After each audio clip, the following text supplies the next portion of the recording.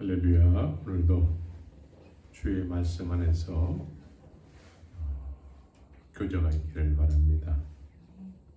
오늘 하나님의 말씀은 마태복음 13장 31절에서부터 33절까지의 말씀을 통해서 말씀을 드리기를 원합니다. 함께 읽겠습니다. 마태복음 13장 31절에서부터 33절까지의 말씀. 또 비유를 베풀어 가라사대 천국은 마치 사람이 자기 밭에 갖다 심은 겨자씨 하나를 같으니 이는 모든 씨보다 작은 것이오되 자란 후에는 나물보다 커서 나무가 되매 공중의 새들이 와서 그 가지에 깃들이느니라. 또 비유로 말씀하시되 천국은 마치 여자가 가루 서말 속에 갖다 놓은 전부 부풀기한 누룩과 같으니라. 아멘. 오늘 주님의 말씀의 제목을 붙이게 되면은 겨자씨에 비유된 천국이란 제목이 되겠습니다. 부연해서 설교의 내용을 통해서 쉽게 이해가 될 수 있는 그런 제목을 다시 한번 붙인다면은 접대를 받는 교인들이라는 제목이 되겠습니다.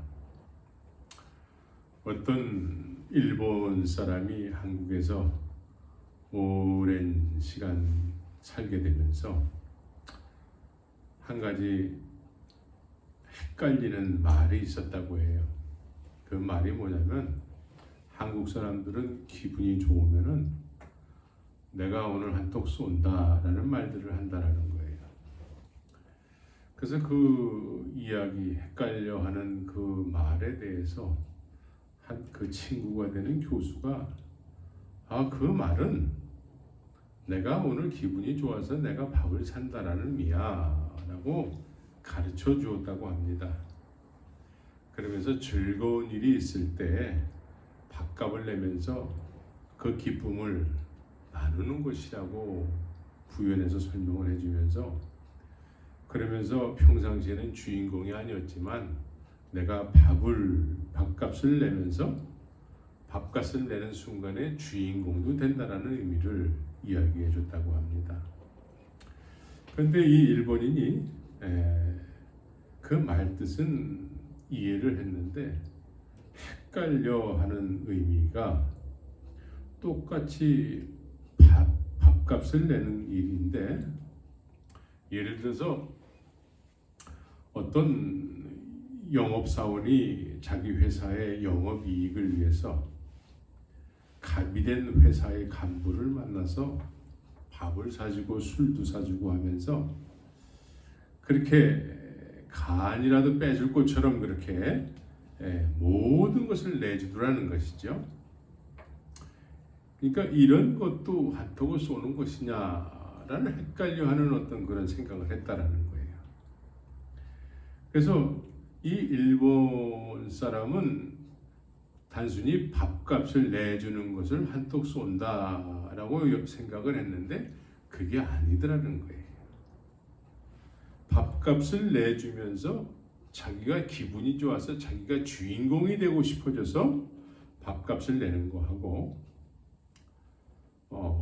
갑과 을의 관계 속에서 을의 관계가 된 사람이 갑을 섬기는 데 있어서 밥값을 내주고 술값도 내주고 하는 것은 이건 한턱 쏘는 것이 아니고 접대라는 것을 나중에 알았다는 것입니다. 접대라는 말은 을이 된 사람이 어떤 목적을 얻어내기 위해서 갑인 사람에게 모든 행위를 하는 것을 접대라고 하게 되는 것입니다. 그래서 이 갑과 을의 관계 속에서 교회가 교인들을 갑으로 여기고 교회가 을로 여기면서 그렇게 이 교회의 어떤 직분자들이 그런 태도로 교인들을 대한다고 하면은 이것은 교회가 교인들을 접대하는 것이 되는 것입니다. 오늘날 이러한 현상들이 이 미국이나 한국 사회적으로 많이 나타나고 있습니다. 그래서 과거에는 그런 사람들은 별로 이렇게 생각지 않는 사회였는데 오늘날은 소수자들, 사회의 일원이긴 한데 소수의 무리들이 모여서 그 소수의 정체성, 자신들만의 정체성을 가지고 살아가는 사람들이 옛날에도 있었고 지금은 굉장히 많은데 옛날에는 쉬쉬하던 일들을 오늘날은 사회적 현상으로 그런 사람들도 정상적인 삶을 사는 거야 라고 하면서 그 소수자들을 정상으로 여기는 그런 사회운동이 지금 일어난다는 것이죠. 그래서 모든 사람은 다 평등하게 살아야 된다.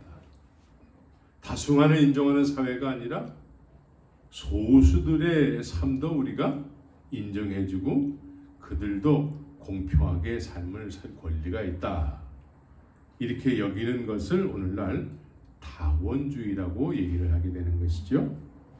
그래서 다원주의의 그 대표적인 의미는 뭐냐면 절대적인 선은 없다. 그래서 이 법을 이제는 모든 소수자들에게도 다 평등하게 적용될 수 있는 그런 법으로 자꾸 고치게 되는 것이죠. 그래서 한국이든 미국이든 이 다원주의가 지금 굉장히 유행이 돼서 많은 사람들을 위한다고 하면서 사회에 어떤 법들이 고쳐지고 하면서 과거에 없었던 현상들이 사회에 굉장히 많이 일어나고 있습니다. 그래서 미국에는 홈레스들이 많이 늘어나는 이유 중에는 물론 돈이 없어서 힘들게 홈레스가 되는 사람도 있겠지만 어떤 사람들은 자신의 어떤 소수만이 누리는 어떤 정체성을 계속 유지하면서 살아가기 위해서 그렇게 홈레스가 되는 경우가 많이 있게 되는 것입니다. 그래도 그런 사람들을 위해서 사회가 뭔가를 해야 된다라고 하게 되는 것이죠. 그래서 이런 것이 너무 이제는 보편화되고 또 상식화돼 가지고 과거에 미국 대통령이 새롭게 선출이 되게 되면은 이제 두꺼운 오래된 성경책 위에다가 손을 얹고 이렇게 선서를 하게 됩니다. 이 선서를 하게 될 때 어떤 목사님이 이제 초빙을 받아서 기도를 하게 돼 있습니다. 근데 기도를 하게 되는데 이 다원주의화가 종교의 다원주의 이런 것들이 보편화돼 가지고 이제는 그 바이든이라는 지금 대통령이 새롭게 선출이 돼서 선서를 하는데 초빙된 목사님이 이렇게 기도를 했습니다. 마지막에 목사는 기도할 때에 예수 그리스도의 이름으로 기도합니다. 기도는 예수 그리스도의 이름으로 기도하는 것인데 그분은 목사인데도 불구하고 예수 그리스도 이름이라는 단어를 사용하지 않고 다원주의 사회이기 때문에 모든 사람을 다 인정하는 그런 사회가 됐기 때문에 이제 예수의 이름으로 기도하면 안 된다는 거예요. 그래서 모든 종교의 신의 이름으로 기도합니다 라고 그렇게 기도를 하는 모습이 방영이 됐습니다. 또 미국의 하원 의원이 개원을 하게 되면서 역시 또 기도를 하기 위해서 초빙받은 어떤 흑인 감리교 목사가 기도를 하는데 마지막에 역시 예수의 이름으로 기도합니다 라는 말을 싹 삭제를 하고 그분은 어떻게 기도했냐면 에이멘 and a woman으로 기도했습니다. 근데 그것이 미국에 전체적으로 다 방영이 되고 있는 상태에서 목사가 그렇게 기도를 했다는 것입니다. 그런데 아무도 거기에 토를 다는 사람이 없습니다. 이처럼 종교다원주의, 사회 자체가 이 다원주의화 되는 것입니다. 자기 나름대로 다 자기 원하는 삶을 살아야지만 된다는 것이죠. 이것이 사회적으로, 그래서 한국도 그렇고 미국도 그렇고. 그래서 얼마 전에 엘리야 선지자의 기도라는 제목을 통해서 엘리야 선지자가 살던 시대에도 이러한 현상이 있지 않았나 생각이 됩니다. 많은 사람들이 이제 여호와가 하나님이라고 하기에는 사회적 현상이 그렇지 않다는 거예요. 비도 바알이 풍요의 신, 우리를 직접적으로 축복해주는 신이 진짜 참 하나님이라는 것이죠. 그래서 사회적 현상이 다 그렇게 되기 때문에 그렇지 않다. 오늘날로 말하면 기도는 예수의 이름으로 하는 거지. 예수의 이름으로 기도합니다가 그냥 특별한 사람만이 그렇게 기도하는 것처럼 여겨지는 시대란 말이죠. 엘리야 시대에 여호와가 하나님이다. 엘리야 혼자 남은 것이죠. 많은 사회적 현상이 바알이 하나님이다 라고들 하니까 사람들 거의 모두가 좋은 게 좋은 거다라고 하면서 그렇게 넘어갔다라는 것이죠. 그래서 엘리야 선지자가 살던 시대나 이 시대나 지금 거의 흡사한 모습이 되고 있다는 것입니다. 그래서 이런 현상들이 교회 안에서도 있게 되는 것이죠. 교회는 모든 사람들이 다 쉽게 접근할 수 있는 그런 공간이 되어야 된다. 부담 없이 나올 수 있는 교회.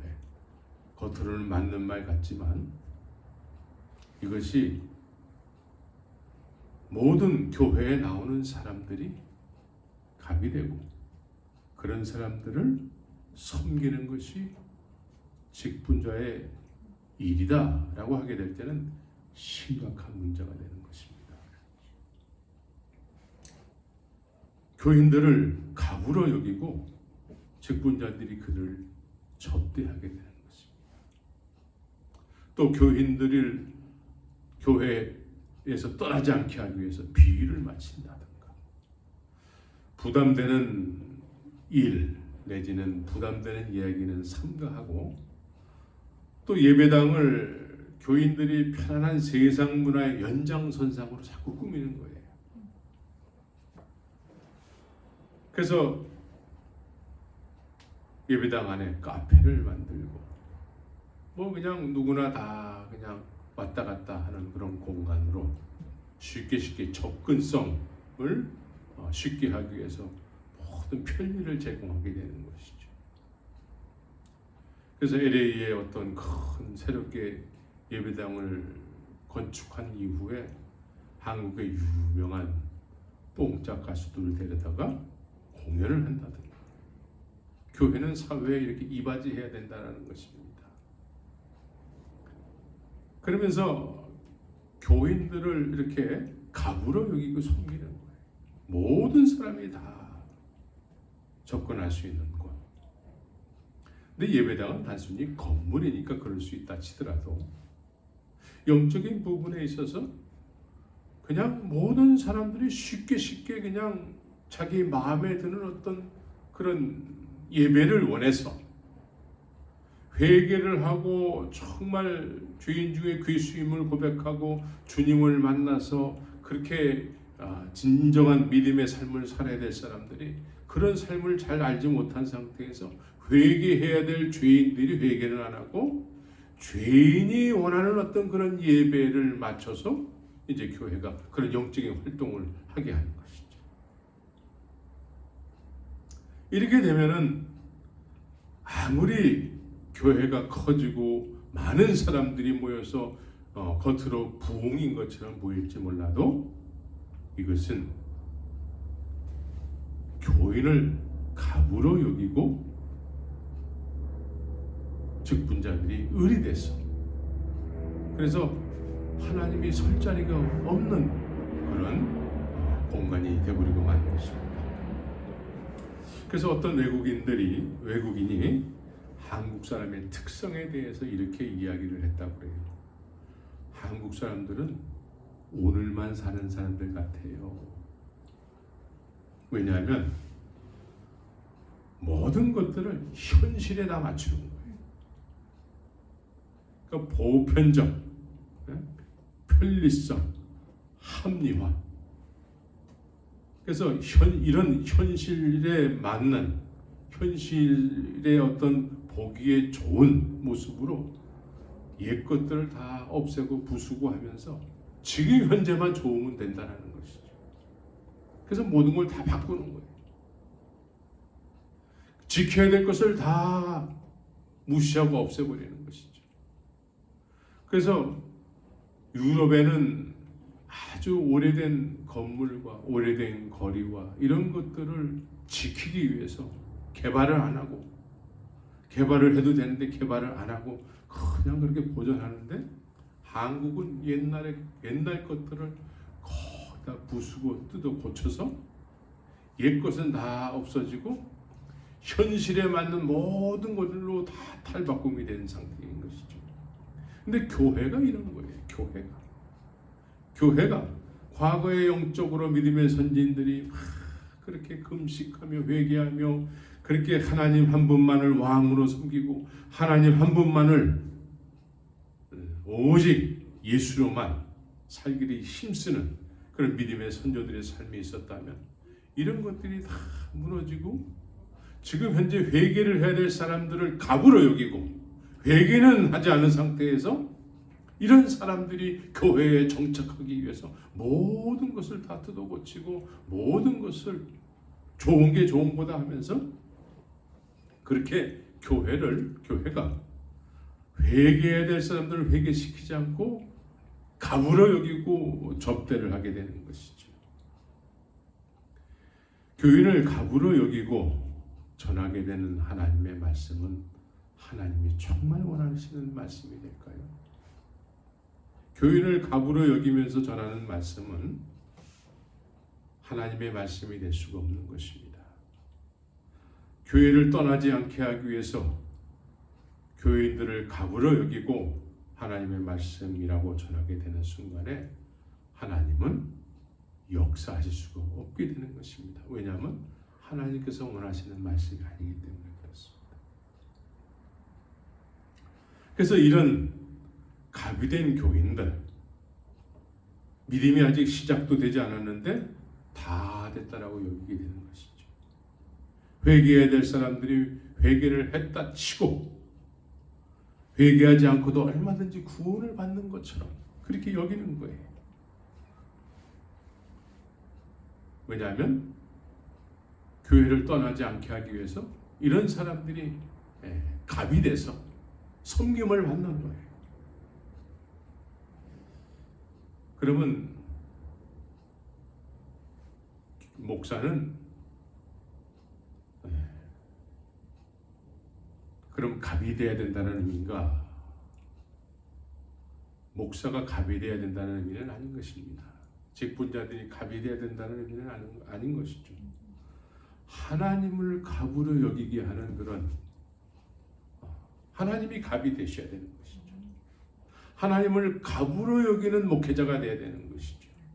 하나님을 갑으로 여기면서 목회하는 사람은 듣든지 아니 듣든지, 때를 얻든지 못 얻든지 말씀을 선포하는 것입니다.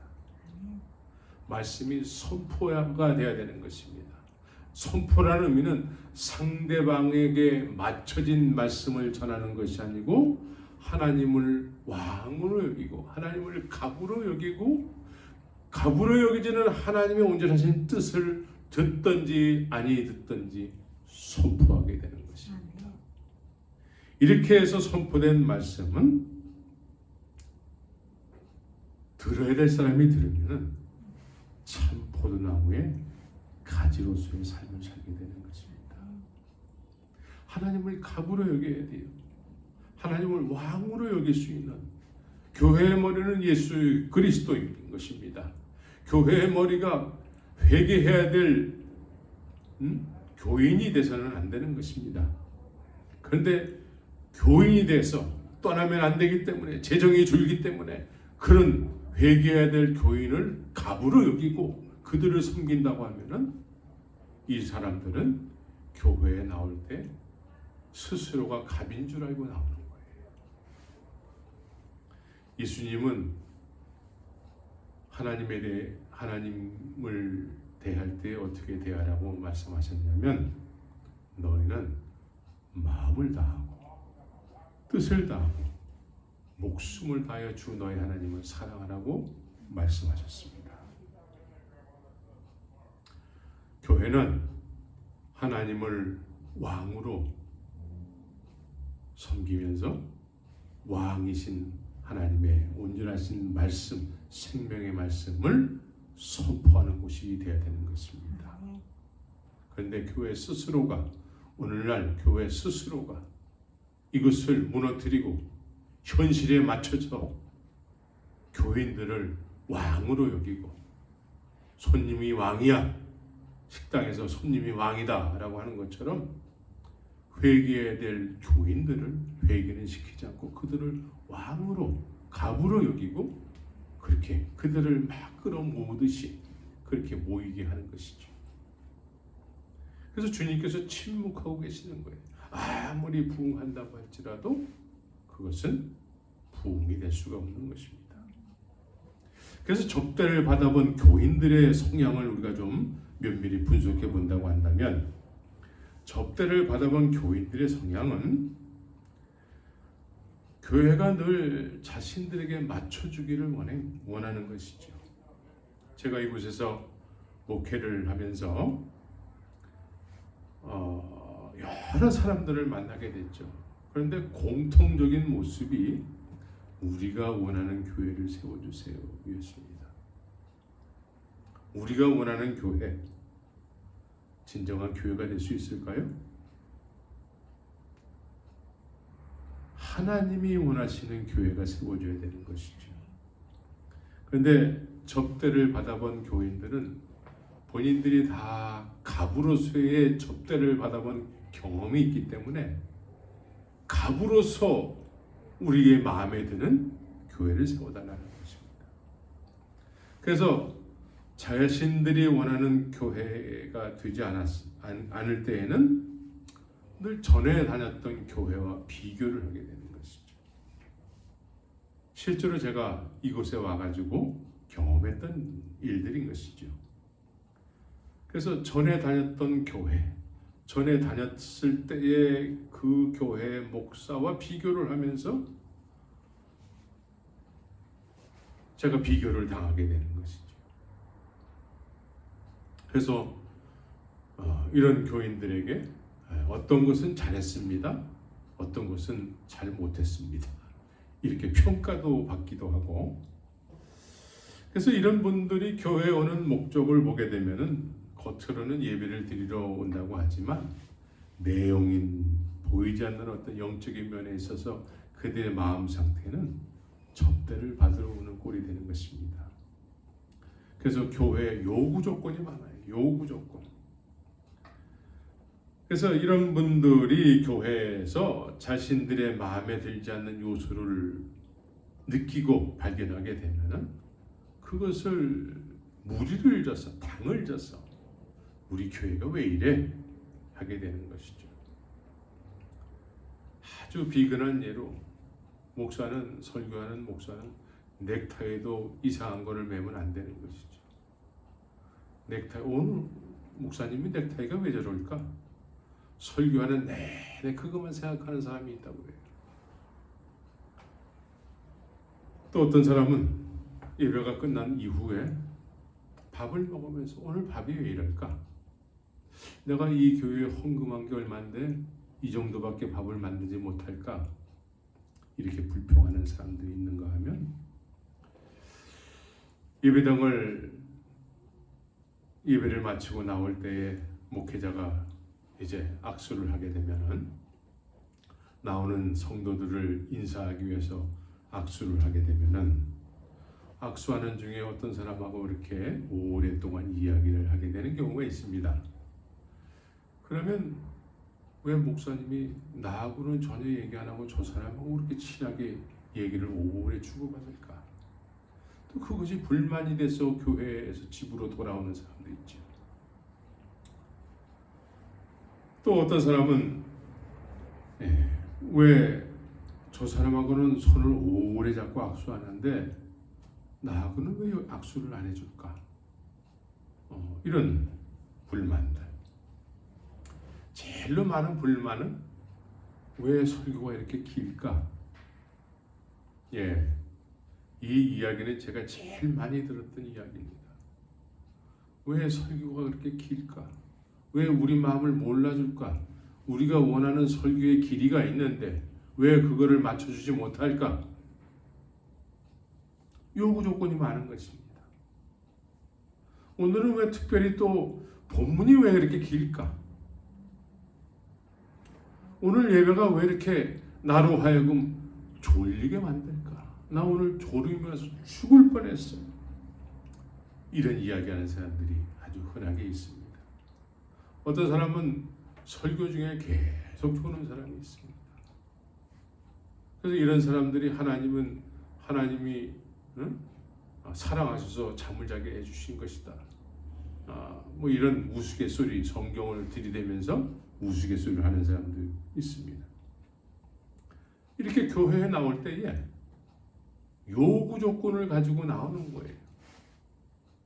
하나님의 은혜를 받기 위해서, 하나님께 예배를 드리기 위해서 나오는 것보다는 이렇게 요구하는 그런 요구 조건이 많은 것이죠. 접대를 받기 위해서 나오는 것입니다. 그래서 많은 사람들이 이구동성으로 공감하는 내용이 있습니다. 교회의 모든 행사는 짧아야 은혜다. 짧아야 된다. 이런 사람들이, 이런 생각을 가지고 교회에 나오는 사람들이 회개를 통해서 진정한 믿음이 시작이 돼야 되는데, 그래서 뭔가 찔림이 돼서 회개가 일어나게 되면은 진정한 믿음이 시작이 될 텐데, 찔림이 되게 되면은 보통 이런 사람들은 치는 설교를 하네 라고 또 설교자를 또 뭐라고 하게 되는 것이죠.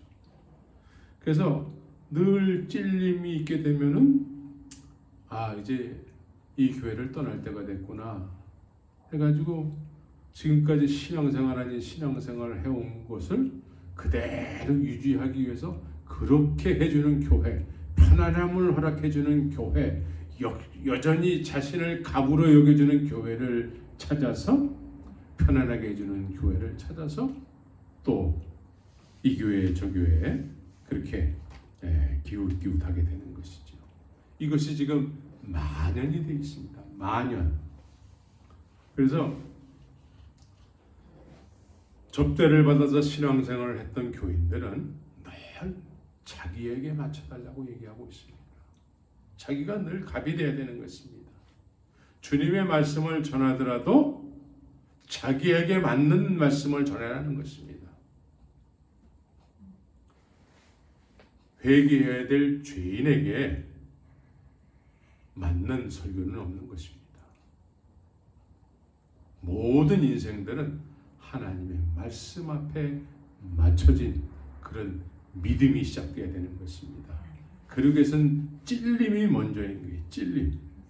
그러나 자기 위주의 어떤 신앙생활, 자기가 갑이 돼서 신앙생활을 했던 사람들은 잠깐 어떤 찔림도 있고 기쁘게 들려지는 말씀도 있을 수가 있습니다. 그러나 그 마음에는 늘 이미 자기 위주의 신앙생활을 해왔기 때문에 이것을 버릴 수가 없어서 잠시 기뻐하다가 다시 옛날로 돌아가는 그래서 예수님께서 네 가지 씨 뿌리는 비유 중에 잠시 잠깐 기쁘게 들었지만 뿌리가 내리지 못했어. 돌짝밭과 같은 사람들이 이와 같은 사람들이다 라고 얘기하게 되는 것입니다. 그래서 접대를 받는 것을 당연하게 여기는 교인들이 더 큰 문제를 일으켜진 것이 뭐냐, 이런 사람들이 교회 제도에 익숙해지는 거예요. 자신을 갑이라고 여기면서 늘 신앙생활했고 한 교회를 오래 다녔던 사람들이 이제 그 교회에 익숙해져서 회개해야 될 죄인이 회개를 하지 않고 회개에다 치고 이제 성경 공부를 통해서 성경 지식도 갖게 되는 것이죠. 이런 사람들 중에서는 부모로부터 신앙을 물려받았다고 하는 모태 신앙인 사람도 있게 되는 것입니다. 그래서 이런 사람들이 이제 교회 일에 관여를 하게 되는 거예요. 이런 사람들이 교회 일에 관여하게 되면 교회는 이제 큰 문제가 자꾸 발생하게 되는 것입니다. 교회의 머리가 예수 그리스도가 아니고 이런 사람들이 머리가 되는 것입니다. 그래서 교회에 문제가 생기면 그 교회는 해결할 방법이 없게 되는 것이죠. 스스로는 자정의 능력이 없기 때문에 이제 세상 법정에까지 가게 되는 것인데, 이러한 일들이 LA에는 비일비재하게 있습니다. 주님께서는 이런 사람이든 저런 사람이든 사람들에게 맞추지 말고 때를 얻든지 못 얻든지, 듣든지 아니 듣든지 말씀을 전파하라고 말씀하고 있습니다. 예수님께서 실제로 세상에 계실 때에 이렇게 말씀을 선포하셨어요. 전혀 사람들의 어떤 그런 입장에서 이야기하는 것이 아니라 그냥 예수님께서는 준비된 말씀을 그냥 선포하셨어요. 그래서 마지막으로 하시는 말씀이 들을 귀 있는 자는 들을지어다 라고 가시는 것이죠. 선포하셨을 때 들을 귀가 있는 자가 듣게 되면은 거듭남의 놀라운 역사가 있게 되는 것입니다. 예수님께서는 회개하라 천국이 가까웠느니라 선포하셨어요. 회개해야 될 죄인들이 회개할 것이 없다라고 생각하면서 신앙생활을 하는 시대였어요. 예루살렘 성전을 중심으로 해서 회개를 해야 되는데 회개할 것이 없다라고 생각하면서 그들만의 어떤 열심히 된 행위를 믿음이라고 생각하면서 살았었습니다. 이런 사람들에게 예수님은 이런 사람들의 어떤 입장을 전혀 생각지 아니하시고 회개하라 천국이 가까웠느니라 선포하신 것입니다. 그래서 들을 귀 있는 자는 듣는 거예요. 들을 귀 있는 자가 들으면 놀라운 하나님의 은혜를 경험하게 되는 것이죠. 천국이 가까이에 있는데 그 천국이 내 소유가 되게 되는 것이죠. 그래서 예수님은 항상 복음을 전하실 때, 하늘나라의 그 하나님의 말씀을 전하실 때에 예수님은 항상 주인공이셨어요. 예수님은 항상 갑이셨어요. 제자들에게 예수님은 항상 갑이셨어요. 제자들에게 예수님께서 비유를 맞추려고 하신 적이 한 번도 없습니다. 말씀을 듣는 사람들에게 비유를 맞추려고 한 적이 한 번도 없습니다. 예수님 당신 자신이 주인공이셨어요. 갑이셨어요. 그리고 듣는 사람들은 다 죄인들이라는 거예요. 근데 죄인들이 죄인이라고 여기지 않으면 그 말씀은 들리지 않는 것입니다. 오늘날도 마찬가지예요. 죄인들이 스스로 죄인이 아니라고 여기게 되면은, 또 그렇게 여기게 하면, 교회에 수십 년을 다녔지만 회개하지 못한 상태에서, 믿음이 출발하지 못한 상태에서 열심히 교회에 익숙해져서 직분자까지 되게 되는 것입니다. 그래서 나중에 문제를 일으키게 돼요. 문제. 누가 그런 문제를 제공한 것입니까? 교회 자체가 제공한 것입니다. 교회는 회개가 기본이 되어야 되는 것입니다. 예수님께서 회개하라 천국이 가까웠느니라 선포하셨어요. 회개해야 될 죄인이 되려면 회개해야 될 본인 스스로를 깨닫게 되는 것이지요. 그래서 들을 게 있는 자들아, 정말 들을 게 있는 자들이 듣게 되면은 하늘의 생명의 양식을 먹게 되는, 예수님의 말씀은 우리가 흔히 쓰는 하늘의 음식을 우리에게 한턱 쏘시는 것이 되는 것입니다.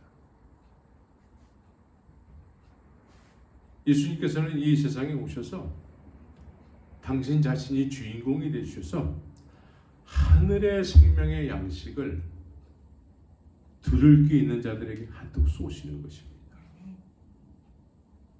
생명의 양식입니다. 우리의 영혼이 살아나는 놀라운 하늘의 능력을 맛보게 되는 양식이 되는 것입니다. 그래서 예수님과 세례 요한은 하나님의 말씀을 전할 때에 듣든지 아니 듣든지 회개하라 천국에 가까웠느니라 선포하신 것입니다. 들어야 될 사람은 들리게 되는 말씀이에요. 들을 귀가 있는 사람이 들으면 거듭나게 되는 말씀이 되는 것입니다. 그러나 들어도 자신이 가비된 신앙생활을 한 사람들은 들어도 듣는 것이 아닌 것입니다. 가비된 교인들 입장에서는 절대로 들릴 수 없는 말씀이 되는 것입니다. 졸릴 말씀이 되는 거예요. 졸릴 말씀. 왜 주님께서 말씀을 듣고 받는 것이 중요한 것이다 라고 말씀하신 거에 대해서 여러분들이 좀 다시 깊이 생각되어졌으면 좋겠습니다. 하나님의 말씀은 살았고 운동력 있는 생명의 말씀인 것입니다. 하나님의 말씀 자체가 생명 있는 운동력이 있는 말씀이라는 거예요. 그래서 들을 귀가 있는 사람이 그 말씀을 들어서 마음에 소유하게 되면 이 말씀 자체가 생명력과 운동력이 있어서, 그래서 히브리서에서는 관절과 골수, 우리의 생각을 깊이 관찰한다라고 말씀하고 있습니다. 그래서 이 말씀에 의해서 이 말씀 자체가 생명력이 있다는 거예요. 그래서 우리의 믿음 자체를 한번 개개인적으로 믿음이 있는 사람들에게 믿음에 대해서 깊이 관찰을 해보게 되면은 잘났던 못났던 관계가 없습니다. 겉으로 잘났던 못났던 관계가 없이 들려진 말씀이 생명이 돼서 우리에게 소유한 바 됐을 때는 이 말씀이 시간이 지나면 지날수록 하나님의 원하신 대로 이 말씀에 변화시켜 나가더라는 것이죠. 제가 이 자리까지 쓸 수 있었던 것은 저의 노력이 있었던 것이 아니고 주님께서 주의 말씀이 저를 이렇게 인도하신 것입니다. 아브라함에게 당신은 그렇게 믿음이 좋아서 하나님의 말씀을 쫓았군요 라고 하게 되면 아브라함이 웃을 것입니다. 나는 믿음이 좋지 않아요. 나 자체는 믿음이 있다고 볼 수가 없습니다. 그것이 애굽에 갔을 때 증명이 되지 않았습니까? 애굽에 갔을 때 내가 그런 사람이라고는 전혀 생각을 못하고 살았었는데 애굽이라는 환경에 들어가 보니까 내가 그렇게 내 사랑하는 아내를 더 이상 아내로 나를 남편으로 여기지 말아달라. 내가 살기 위해서 나는 그런 사람이었어요. 그러니까 하나님의 약속의 말씀이 소유한 바 됐을 때는 그 약속의 말씀에 의해서 인도함을 받는 삶을 살게 되는 것이죠. 이게 믿음의 삶인 것이고, 그래서 하나님의 뜻하신 바 된 그 시점이 가까워오면 가까워올수록 이제 처음에 작은 겨자씨와 같았던 하나님의 말씀이 이제 점점 커져서 이제 그 말씀의 약속이 이루어질 시점이 가까워지면 가까워질수록 그 비전이 더 더욱더 분명하고 선명하게 커지는 모습으로 느껴지게 되는 것이지요. 그래서 오늘 말씀은 자기 밭에 갖다 심은 겨자씨 하나 같으니라고 얘기하고 있습니다. 여기서 자기 밭에라는 의미가 있습니다. 자기 밭에. 네, 어떤 밭이 자기 밭이 될까요? 하나님 입장에서 자기 밭이라고 할 수 있는 자기 밭은 어떤 밭들일까요? 스스로 자신을 갑이라고 여기는 사람들을 하나님께서 밭이라고 여길까요? 들을 귀가 있는 사람들, 반드시 이 말씀을 통해서 하나님께서 살리시고자 하는 은혜 받아야 될 작정된 자들을 이야기하는 것입니다. 하나님께서 왜 아브라함이었을까요? 하나님의 마음이에요. 너희가 그 은혜를 인하여 믿음으로 말미암아 구원을 얻었느니, 그 은혜가 임하는 사람들은 어떤 사람일까요? 하나님 마음대로 정한 사람. 믿음은 모든 사람들의 것이 아니라고 얘기하고 있습니다. 그래서 우리는 주님으로부터 택함을 받았다는 예정에 대해서 끊임없이 감사할 수밖에 없는 조건을 가진 사람들인 것입니다. 그래서 자기 밭, 하나님께서 이 말씀을 통해서 살리시고자 하는 사람인 것입니다. 이게 자기 밭이에요. 들을 귀가 있는 사람들이죠. 그래서 하나님께서 말씀을 하실 때에 들을 귀가 있는 사람이 듣게 되면은 이것은 처음에는 작은 겨자씨처럼 느껴지는 하나님의 말씀일 수 있습니다. 누가 시작부터 믿음이 충만해지는 사람이 이 세상에 어디 있겠습니까? 말씀을 통해서 작은 겨자씨처럼 그렇게 작은 존재감으로 느껴졌다라는 것이죠. 그런데 이 말씀 자체가 운동력이 있고 생명력이 있기 때문에 시간이 지나면 지날수록 점점 커지게 된다는 것이죠. 그래서 나중에는 모든 씨보다 작은 것이라도 자란 후에는 나물보다 커지게 된다. 이제 우리가 신앙생활을 시작을 해서 하나님의 말씀 중심으로 해서 신앙생활을 시작했다면 시간이 지나서 10년이고 20년이고 30년이 지난 이후에는 그 시작할 때 아브라함이 그 비전을 쫓아서 하나님의 약속을 쫓아서 산 것처럼 이제 한 20년 30년이 지났다고 한다면 그 말씀 안에 있는 하나님의 약속이 점점 커진 그런 하나님의 그 놀라운 은혜 가운데 있게 되는 것이죠. 그런데 이런 것이 없다고 한다면 그냥 우리는 교회만 오랫동안 다녔을 뿐이에요 라고 하게 된다면 이런 사람들은 자신도 모르게 스스로 교회에 갑이 돼서 접대를 받았던 교인들이 됐던 것이죠. 우리는 교회에서 접대를 받는 사람이 돼서는 안 되는 것입니다. 교회는 죄인들이 모여서 회개를 하고 주님 앞에 마음을 다하고 뜻을 다하고 힘을 다하고 목숨을 다해서 예배의 공동체로서 주님이 원하시는 그런 통치를 받는 그런 공동체가 되어야 되는 것이죠. 그래서 교회의 머리는 예수 그리스도가 되어야 되는 것입니다. 근데 교회의 머리가 회개에 대해 사람들이 회개는 하지 않고 교회에 익숙해져서 그런 사람들이 교회의 머리가 되어서 있는 교회는 더 이상 교회가 아닌 것입니다. 그래서 이 계시록 라오디게아 교회에 특별히 라오디게아 교회의 모습을 보게 되면 문 바깥에서 예수님이 문을 두드리고 계시는 거예요. 교회인데 예수님이 문 바깥에 계세요. 문 안에는 문을 열어줘야 될 이유를 모르는 사람들이 모여서 우리는 부자다, 부족할 것이 없다라고 하면서 신앙생활하고 있는 사람들이 그 문 안에 가득하다는 것입니다. 이게 라오디게아 교회의 모습이에요. 오늘날 교회가 이런 모습을 가지고 있는 교회가 너무나 많이 있는 것입니다. 이런 교회 안에 있게 되면 내가 예수님을 머리로 섬기고 있는 것인지 몰라요. 교회이기 때문에.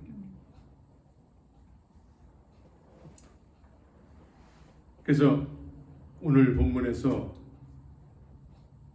말씀은 그 말씀 안에는 천국이 소유됐다라는 것이죠.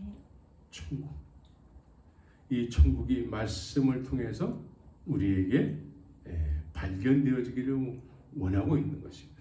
들을 귀가 있는 사람이 듣게 되면 천국을 발견하게 되는 것입니다.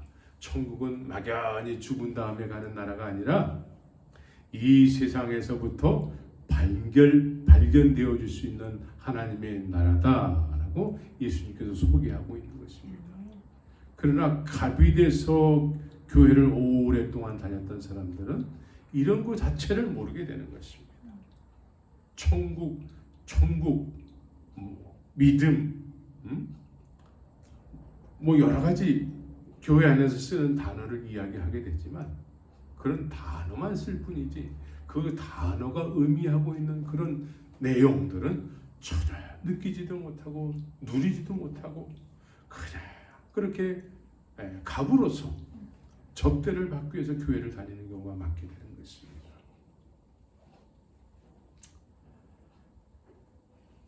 그래서 우리는 오늘 말씀처럼 들을 귀 있는 자가 되어서 이제 늦었다고 생각될 때 그때가 가장 빠른 것이다.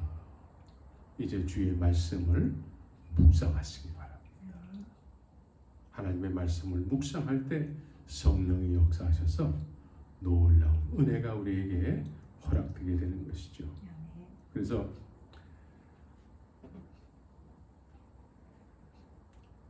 이 말씀을 통해서 하늘의 하나님의 뜻과 하늘의 놀라운 계획을 품고 그렇게 생명의 말씀에 의해서 그렇게 남은 인생을 넉넉히 믿음으로 사라지는 그런 삶을 살게 되는 것이죠.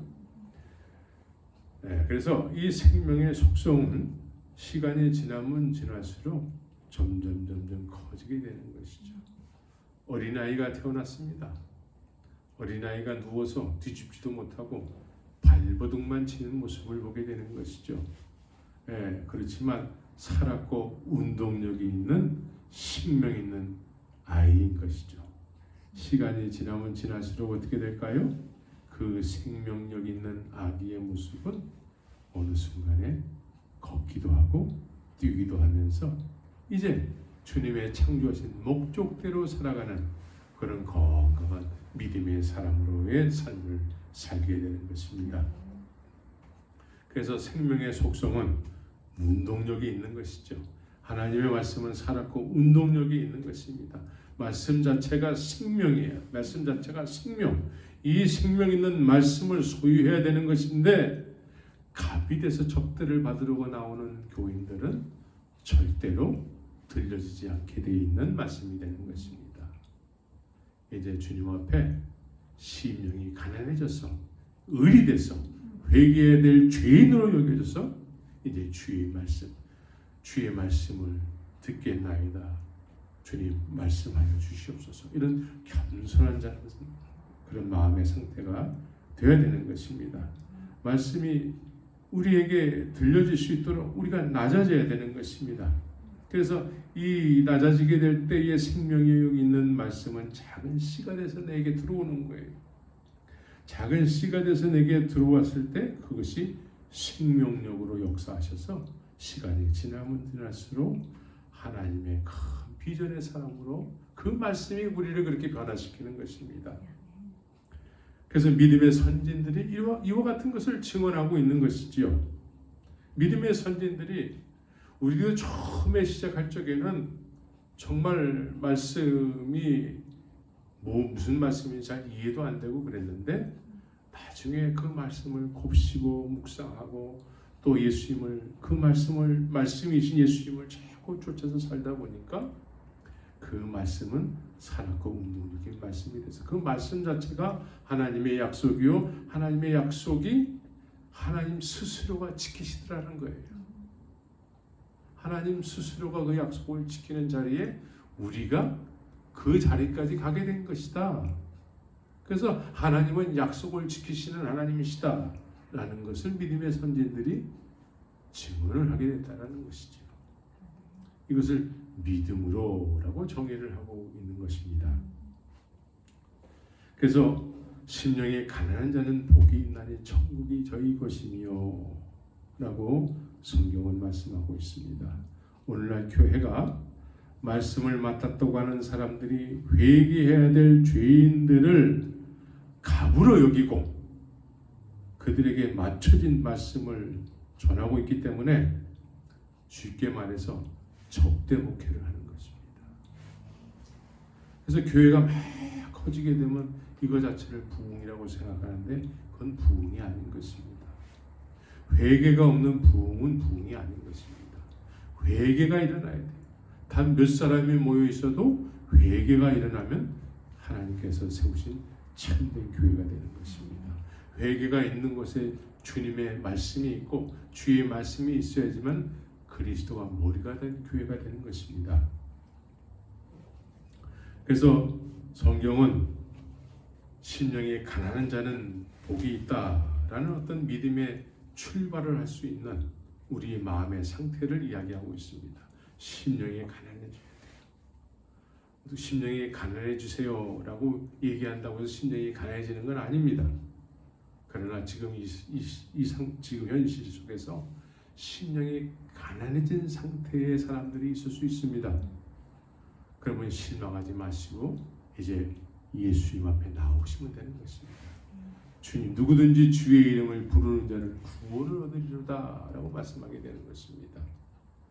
그래서 하나님의 말씀을 중심으로 해서 그 말씀이 우리를 인도하시고 주관하셔서 그 말씀이 진리가 되고 그 말씀을 쫓는 우리 모두가 되어야 되는 것입니다.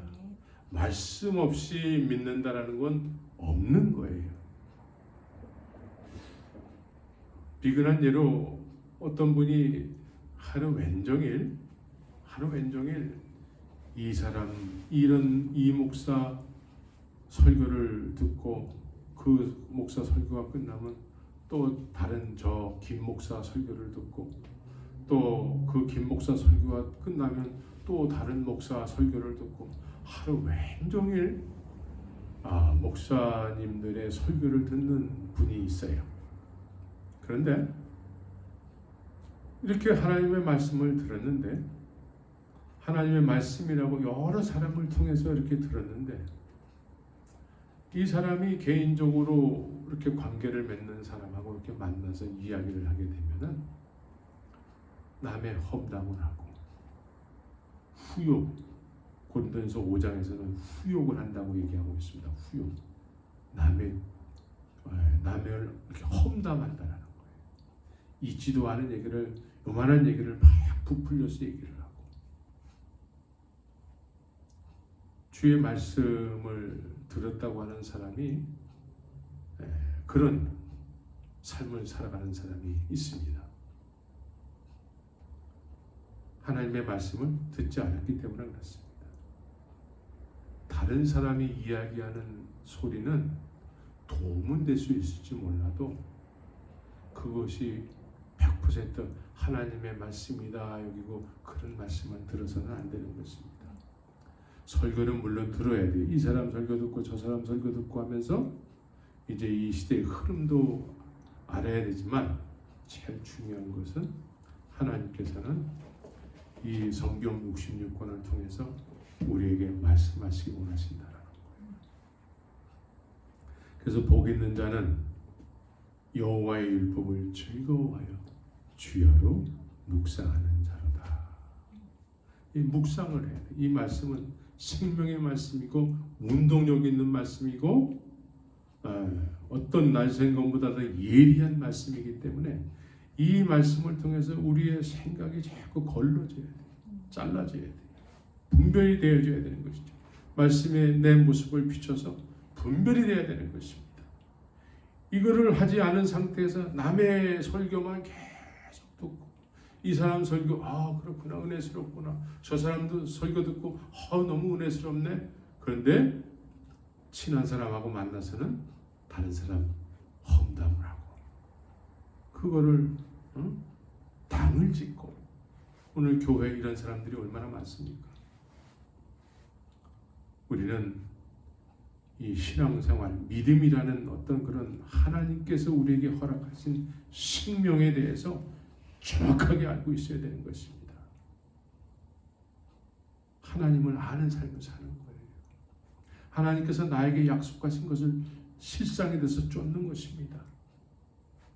그래서 우리가 스스로 잘나서 믿는 게 아닙니다.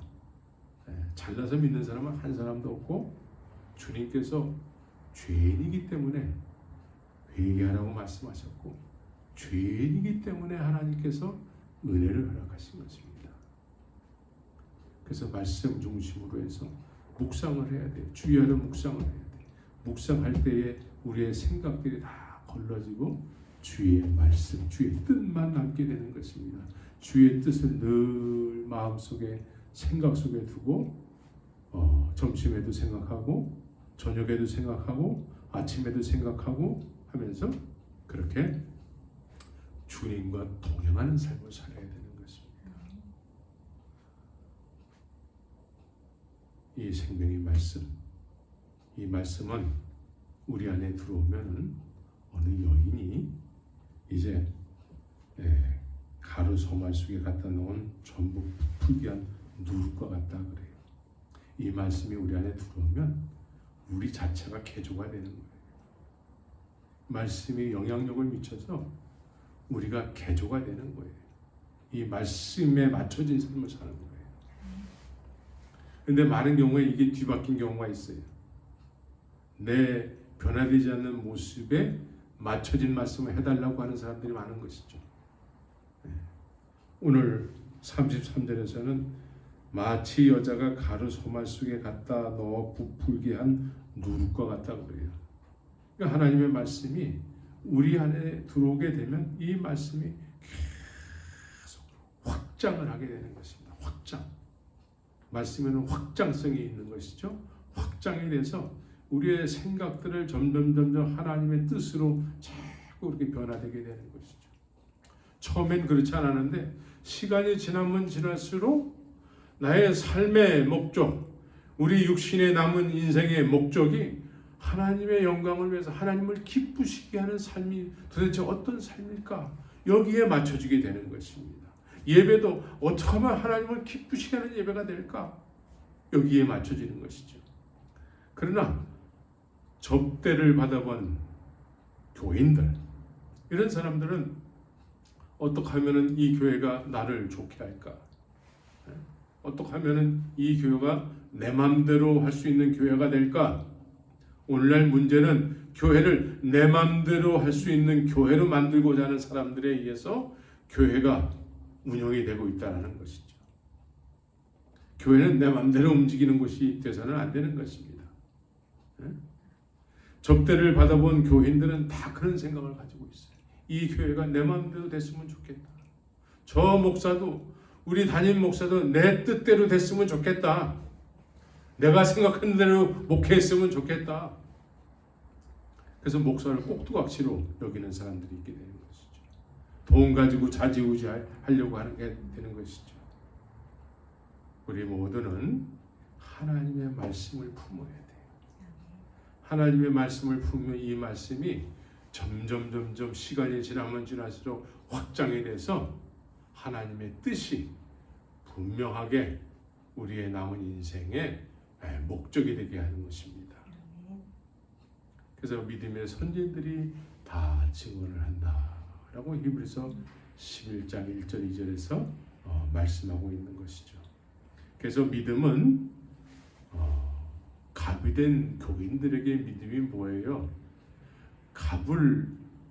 교인들을 갑이라고 여기는 목사들에게 믿음을 물게 되면은 엉뚱한 이야기를 하게 되는 것이죠.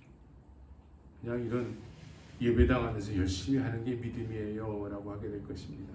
열심히 봉사하세요 라고 하는 것이 스스로 믿음이 있다고 여기게 하는 어떤 그런